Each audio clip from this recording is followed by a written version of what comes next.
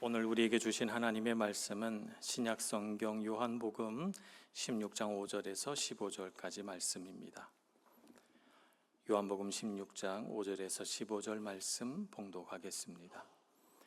지금 내가 나를 보내신 이에게로 가는데 너희 중에서 나더러 어디로 가는지 묻는 자가 없고 도리어 내가 이 말을 함으로 너희 마음에 근심이 가득하였도다. 그러나 내가 너희에게 실상을 말하노니 내가 떠나가는 것이 너희에게 유익이라. 내가 떠나가지 아니하면 보혜사가 너희에게로 오시지 아니할 것이요 가면 내가 그를 너희에게로 보내리니 그가 와서 죄에 대하여 의에 대하여 심판에 대하여 세상을 책망하시리라. 죄에 대하여라 함은 그들이 나를 믿지 아니하며 의에 대하여라 함은 내가 아버지께로 가니 너희가 다시 나를 보지 못하며 심판에 대하여라 함은 이 세상 임금이 심판을 받았음이라. 내가 아직도 너희에게 이를 것이 많으나 지금은 너희가 감당하지 못하리라.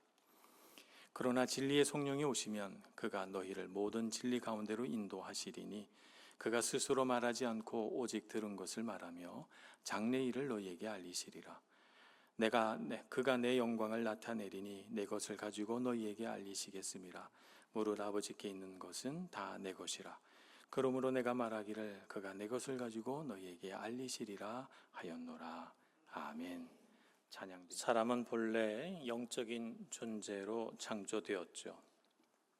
하나님께서 사람을 창조하실 때 먼저 흙으로 사람을 빚으시고 그 후에 코에 생기를 불어 넣으셨습니다.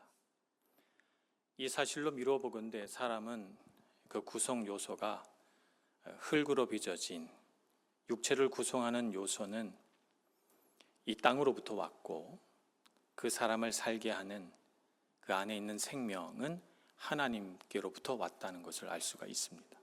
그래서 사람은 이 두 가지 요소, 육체를 구성하는 이 땅의 요소와 또 그 사람을 살게 하는 하늘의 요소, 하나님께로부터 온 영, 이 두 가지로 구성되어 있었습니다.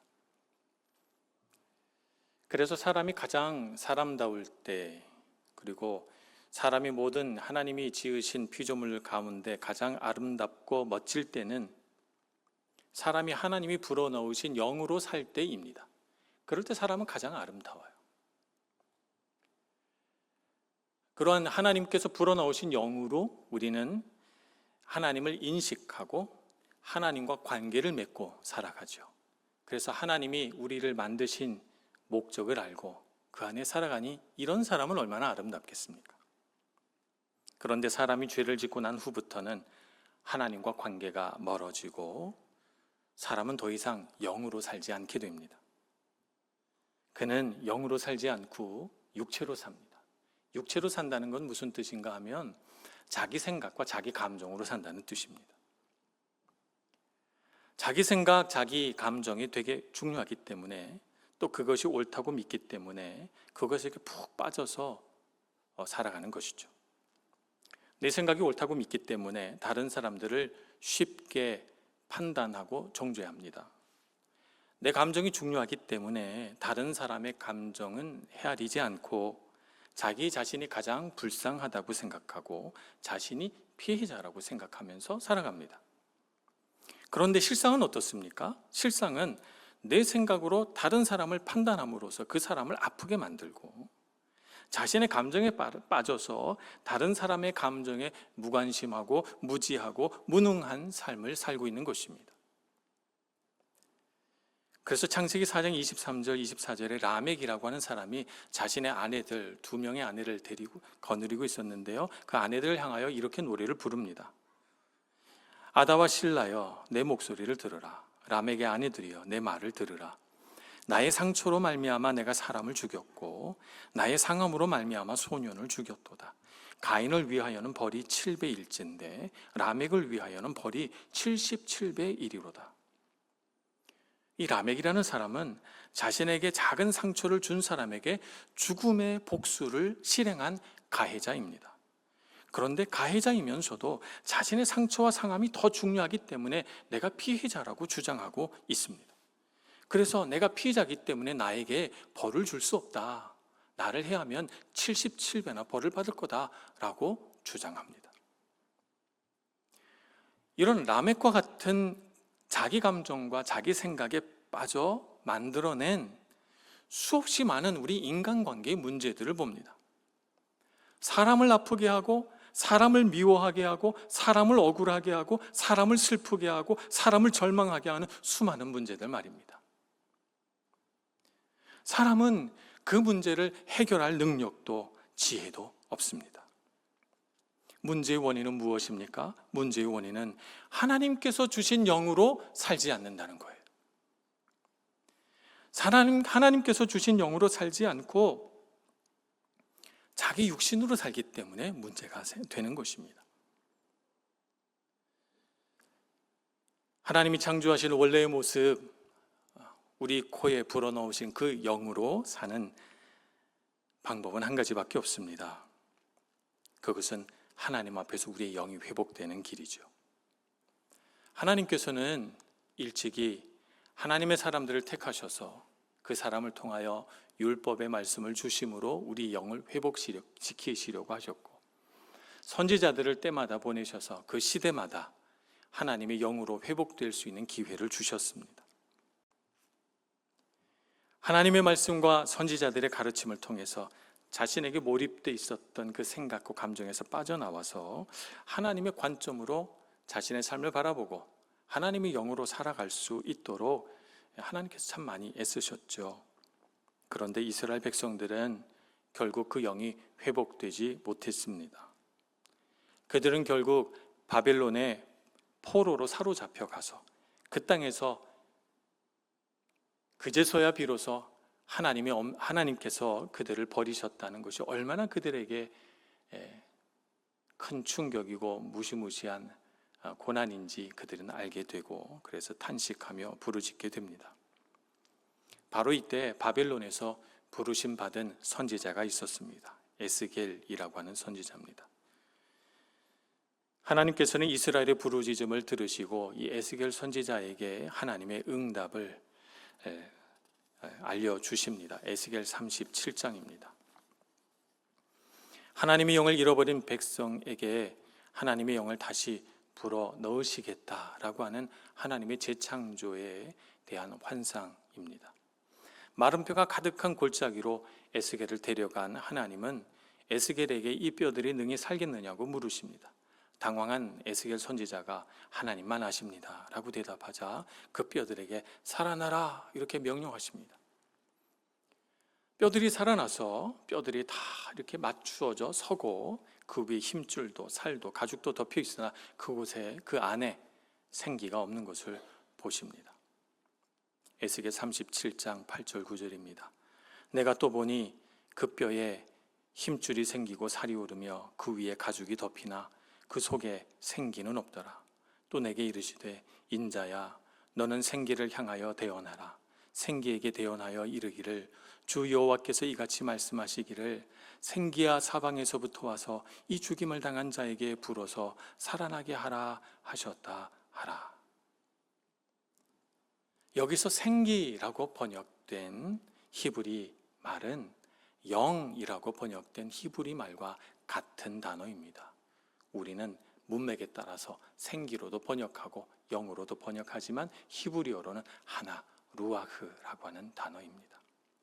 그러니까 생기야 불어와서 이 죽어있는 사람, 이 마른 뼈에게 들어오라라고 하는 말은 하나님의 영이여 들어와서 이 마른 뼈같이 죽어있는 사람에게 들어와 이 사람을 살게 하라 라고 하는 말과 같은 말인 것입니다.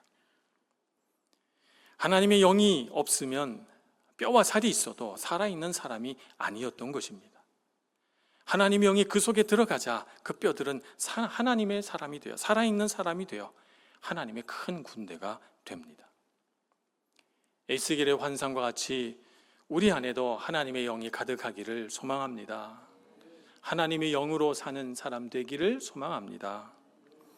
이 에스겔의 예언을 영원하도록 성취하고 또 완성하시기 위해 예수님이 이 땅에 오셨습니다. 이 땅에 사시는 동안 영으로 살아가는 사람이 어떤 사람인가, 영으로 사는 삶이란 어떤 삶인가 예수님이 살아있는 모델이 되어 주셨죠. 영으로 하나님과 친밀한 관계를 맺으시고 이 영으로 친밀한 관계를 맺으시기 위하여 때로는 깊은 밤에 산에 올라가 기도하시고 때로는 이른 아침에 광야에 나가 하나님께 기도하시며 하나님과 친밀한 관계를 맺으며 살아가셨습니다. 그것이 예수님에게 힘이 되어서 하나님의 뜻에 동의하고 하나님께서 하라고 하신 일을 하시고 하나님께서 말씀하시는 것을 말씀하시는 그런 삶을 살아가십니다. 요한복음 4장 34절에서 예수님이 이렇게 육성으로 우리에게 말씀하십니다. 나의 양식은 나를 보내신 이의 뜻을 행하며 그의 일을 온전히 이루는 이것이니라. 또 요한복음 14장 10절에는 이렇게 말씀하십니다. 내가 아버지 안에 거하고 아버지는 내 안에 계신 것을 내가 믿지 아니하느냐. 내가 너희에게 이르는 말은 스스로 하는 것이 아니라 아버지께서 내 안에 계셔서 그의 일을 하시는 것이라. 하나님의 영이 예수님 안에 가득하십니다. 그래서 하나님께서 하라고 하신 일을 하고 하나님께서 말씀하라고 하시는 그 말씀을 우리에게 가르쳐 주셨던 것입니다. 앞에서 사람이 영으로 살지 못하는 까닭이 사람의 마음속에 있는 죄 때문이라고 말씀을 드렸습니다. 죄는 사람이 영으로 살지 못하도록 하나님과의 관계를 가로막습니다. 우리 안에 영적인 필요가 분명히 있음에도 불구하고 죄는 우리 안에 영적인 필요에 둔감하게 만듭니다. 영은 하나님을 인식하지 못하도록 우리를 방해합니다. 그러므로 예수님께서 이 땅에 오셔서 하시려고 하는 사역의 핵심은 무엇입니까? 하나님과 우리 사이에 있는 죄의 문제를 해결하는 것입니다. 하나님과 우리가 연결되지 못하도록, 관계를 맺지 못하도록 하는 이 죄의 문제를 해결하는 것입니다. 우리 죄에 대한 하나님의 심판을 예수님께서는 자신의 몸으로 받아내시고 우리가 받아야 할 그 죄의 모든 값을 예수님은 자기의 생명으로 그 값을 치루어 내셨습니다. 그래서 그리스도 예수의 이름을 부르는 자는 누구든지 죄에서 놓여나 자유케 되는 구원의 문을 우리에게 열어주신 것입니다. 예수님께서 지신 십자가는 하나님과 단절된 채 살아가는 사람을 하나님과 연결시키는 문이요, 하나님과 관계를 맺는 통로인 것입니다. 예수님은 자신의 십자가 죽음으로 우리가 다시 영으로 살아갈 수 있는 문을 열어 놓으셨습니다. 그래서 예수님은 자신이 죽는 것이 제자들에게 유익하다고 말씀하고 있는 것입니다. 오늘 말씀 7절을 보겠습니다. 그러나 내가 너희에게 실상을 말하노니 내가 떠나가는 것이 너희에게 유익이라. 내가 떠나가지 아니하면 보혜사가 너희에게로 오시지 아니할 것이요 가면 내가 그를 너희에게로 보내리니 라고 말씀하십니다. 예수님께서 십자가 위에서 우리 죄를 지고 죽으셔야만, 그래야만 우리가 그분의 피로 죄 씻음을 받고 그 후에야 비로소 하나님의 영이 우리 안에 들어오실 수 있다는 것입니다. 그래서 그분이 죽는 것이 우리에게 유익이다, 이렇게 말씀하고 계신 것입니다. 예수님께서 그 말씀하신 영 보혜사는 실체를 가지고 분명히 이 땅에 내려오셨습니다. 영으로 사는 삶이 어떠한 삶인지 모든 제자들에게 나타내시고 보여주셨습니다. 그것이 바로 오늘 우리가 성령 강림주일로 기념하고 있는 성령 강림 사건입니다. 하나님의 영이 내려서 제자들이 각기 다른 언어로 이야기하고 또 하나님께서 부어주신 그 영으로 뜨겁게 기도하는 성령의 놀라운 역사가 성령 강림 사건을 통해서 일어났던 것입니다. 오늘도 우리도 다 그 한 성령으로 부음받은 사람인 줄로 믿습니다. 그 영으로 살아가는 저와 여러분 되기를 소망합니다. 그런데 실제로 성령 하나님이 어떤 분이신지 잘 모르고 교회 다니시는 분이 참 많습니다. 성령 하나님에 대해서 얘기는 참 많이 들었는데 성령님이 누구신지도 잘 모르고 성령 하나님이 내 안에 계신지 아니 계신지 조차도 불확실하다고 생각하는 그리스도인이 참 많이 있습니다. 그래서 오늘 성령 하나님은 우리 안에서 어떤 일을 하시는 분이신가 라고 하는 것을 오늘 말씀을 통해서 살펴보고자 합니다. 예수님은 성령님을 뭐라고 부르셨냐 하면 보혜사라고 부르셨습니다. 보혜사는 성경이 쓰여진 원어 헬라어로 보면 파라클레토스라고 부릅니다. 파라라는 말은 헬라어에서 접두어로서 함께라는 뜻을 갖고 있습니다. 옆에라는 뜻을 갖고 있습니다. 그래서 옆에 있는 자 이런 뜻입니다. 예수님께서 말씀하신 성령님은 우리 곁에 계시면서 우리를 도우시는 분이시다, 이런 뜻을 가지고 있는 것입니다. 그렇다면 성령님은 우리 곁에서 무엇을 도와주시는 것일까요? 가장 먼저는 성령님은 우리 곁에 계셔서 예수님이 누구신지를 알려주시고 그분이 어떤 분이신지를 우리에게 가르쳐 주십니다. 그 일을 하시는 분이 바로 성령님이십니다. 성령님은 우리 안에 예수님을 증거하시고 우리가 예수님을 믿도록 이끌어 주시는 분이시죠. 그래서 내 마음속에 예수님은 정말 하나님의 아들이시고 그분은 정말 나의 죄를 다 씻으신 나의 구원자이시라고 여러분이 마음으로 믿어지고 그것이 고백이 된다면 여러분 안에 누가 계십니까? 성령님께서 계신 것입니다. 여러분에게 그 사실을 알게 하시고 그것을 믿게 해주신 분이 바로 성령님이시기 때문입니다. 성령님은 우리의 죄, 의, 심판에 대하여 세상을 책망하시고 우리가 죄를 깨닫고 회개하도록 도와주십니다. 오늘 보니까 죄에 대하여, 의에 대하여, 심판에 대하여 세상을 책망하신다 했습니다. 죄에 대하여라고 하는 것은 예수님은 죄가 없으신 분이신데 세상은 예수님을 죄인이라 이렇게 규정을 하고 죄 없으신 분을 십자가에 달아 죽였습니다. 그런데 사실은 예수님은 우리의 죄를 지고 십자가에서 죽으셨죠. 그래서 죄에 대하여, 세상에서 생각하는 그 죄라고 하는 개념에 대하여 세상을 책망하신다는 것입니다. 의에 대하여 책망하신다는 말은 세상이 의로우신 예수님을 십자가에 못 박게 내어주면서 자신이 의롭다고 말한다는 것입니다. 근데 실상은 어떻습니까? 예수님이 의로우신 분이고 우리는 불의한 자들입니다.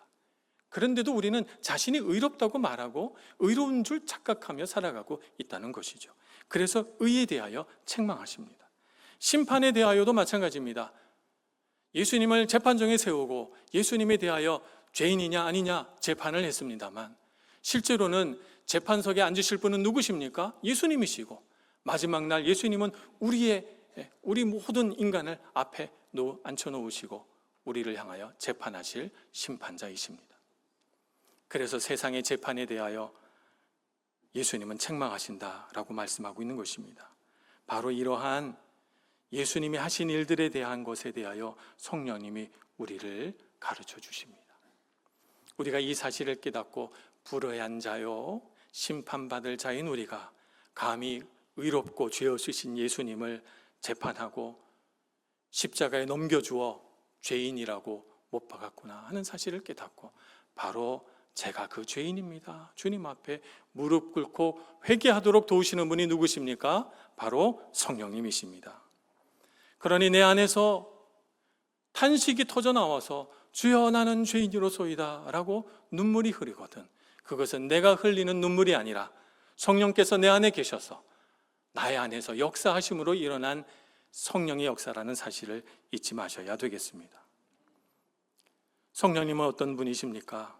우리가 우리 자신의 연약함 때문에 어려움에 처했을 때 우리를 위해 말할 수 없는 탄식으로 기도하시는 분이십니다. 우리를 위하여 기도하심으로 우리가 어려움을 이겨내고 하나님의 뜻대로 살도록 도와주시는 분이 성령님이십니다. 그래서 성령님은 우리를 사탄의 정죄로부터 변호해 주시고 또 보호해 주시는 분이십니다. 사탄은 우리에게 다가와서 어떻게 하는가?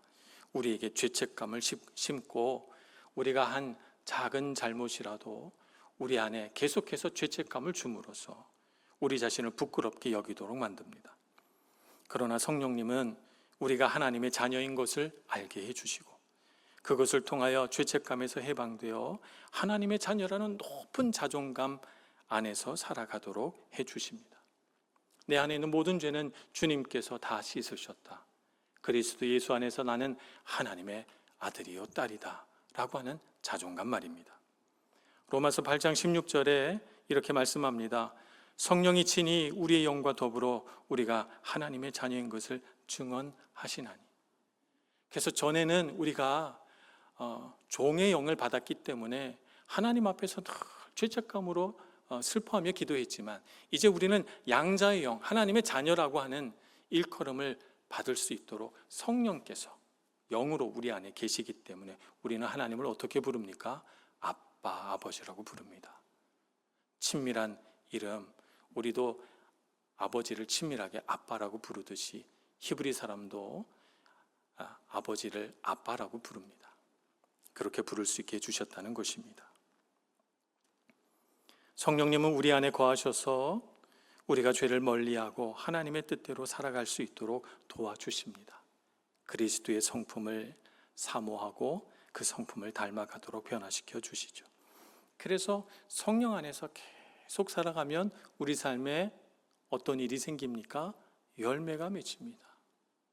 물질의 열매가 맺히고 인간관계의 열매가 맺히고 우리 삶의 열매가 주렁주렁 달려서 성령의 9가지 열매, 그리스도의 성품을 닮은 아름답고 하나님이 창조하신 모습 그대로 정말 사람다운 사람, 빛나고 아름다운 사람으로 살아갈 수 있게 해주시는 것입니다. 성령님은 우리 일상에서 예수님의 가르침과 그 말씀을 기억나게 해주셔서 내가 놓여져 있는 이 상황 속에서 이 말씀이 나에게 무엇을 의미하는지를 재해석해 주십니다. 이렇게 하라고 하는 뜻이구나 하는 것을 알도록 매일매일의 시간 속에서 우리에게 말씀해 주시죠. 그래서 우리가 라멕과 같은 삶에서 벗어나도록 도와주십니다. 나의 상처, 나의 아픔, 내 생각에 꽂혀 있는 우리의 관심을 하나님의 은혜를 향하여 돌려 세우십니다. 성령님께서. 그래서 우리가 피해자의 삶도 가해자의 삶도 살지 않고 오직 은혜 받은 자의 삶을 살아가도록 도와주시는 분이 성령님이십니다. 우리가 우리 생각대로 살아서 우리 감정대로 살아서 결국 마른 뼈와 같은 삶을 살아보지 않았습니까? 그런 삶을 살아봤습니다. 생기 없이 되어버린 우리의 삶에 성령님께서 찾아오셔서 우리 안에 생기를 불어 넣으시고 우리를 새롭게 창조해 주십니다. 고린도후서 5장 17절에 이렇게 말씀합니다. 그런즉 누구든지 그리스도 안에 있으면 새로운 피조물이라 이전 것은 지나갔으니 보라 새 것이 되었도다. 성령 안에서 창조된 새 아담, 새 하와가 되기를 소망합니다. 그래서 이 죄로 물든 세상을 하나님이 창조하신 원래의 모습으로 회복시키는데 앞장서는 저와 여러분이 되기를 소망합니다. 그렇게 해주실 분은 바로 성령님이십니다. 내가 아닙니다. 내 안에 계신 성령님을 주목해보고 그 성령님과 함께 동행하며 그 성령의 능력으로 살아가는 저와 여러분 모두가 되기를 간절히 소원합니다. 기도하겠습니다. 자비하신 하나님, 우리 안에 성령을 주셔서 그 뜨거운 성령의 능력으로 우리가 살게 하시니 감사합니다. 내 앞에 있는 문제들 때문에 고민하고 근심하고 내 안에 있는 그 묵은 상처와 아픔 때문에 절망하고 좌절하지 않게 해주시고 오직 성령께서 우리에게 부어주신 그 은혜로 인하여 감격하고 기뻐하고 즐거워하며 주님을 향하여 경배와 찬양을 돌리며 살아가는 저희들 되게 하여 주옵소서. 예수님의 이름으로 기도합니다. 아멘.